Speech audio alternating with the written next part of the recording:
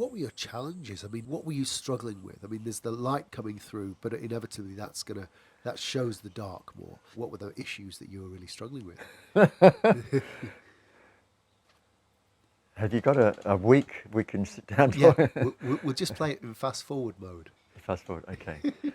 So I would say that in a sense the diamond of the potential of being a leader, of being a catalyst, of being a visionary, a spokesperson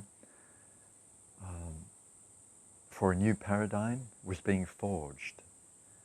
And that was being forged through the mere fact of being in the family collective energy of my father, my mother, my brothers. During the late teens, especially after the car accident, and encountering my father, especially after the car accident, who was a leader of men on the streets, literally, who was able to wield tremendous force and authority in the world with tremendous confidence, both physically, he was a physically powerful man, as well as authoritatively, understanding law, intellectually as well. Then I'm coming up and headbutting.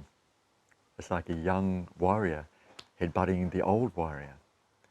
So that was in a sense traumatic on one level, but challenging, but also the traumas and the pains and the heartaches of seeing our mother, the feminine principle in our mother withering away because of her early childhood traumas and the trauma of what she was going through and corroding her psyche, going into addiction, collapsing into self-contraction more and more, and then the son having all this awakened abilities and skills, intuitive ability to heal, to see, trying to call her back into consciousness, trying to help herself heal, and being thwarted many, many times because of the overall family trauma, and not having enough knowledge or insight yet to bring about an end to all of that and to be able to just evoke peace once and for all for the whole family. No, I didn't have that yet. So there was a sense of failure and heartache with that. And a failure was quite a big one coming up many times. But then also my ability to be able to speak truth like that in any given moment was being oppressed a lot of the time because of this, what do you call it, this bantering between my dad and myself, this conflict between him and I, of one authority of the world versus the authority of the new paradigm of a new world trying to come through.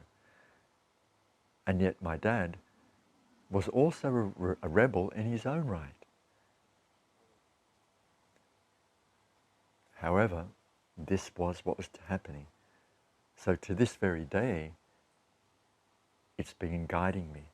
It's been challenging me to come into the fullness of being that diamond fully polished. So along the way, yes, okay, how do I polish all the different facets of the diamond so it can the light can shine through it clearly? Okay, let me do this group therapy. Let me go to this counselor. Let me do this meditation. Let me listen to this discourse from my teacher. Let me listen to this discourse from that teacher. Let me take that in, this in. Now let me heal me on this. Okay, this therapist, that healing modality. How do I get in touch with that?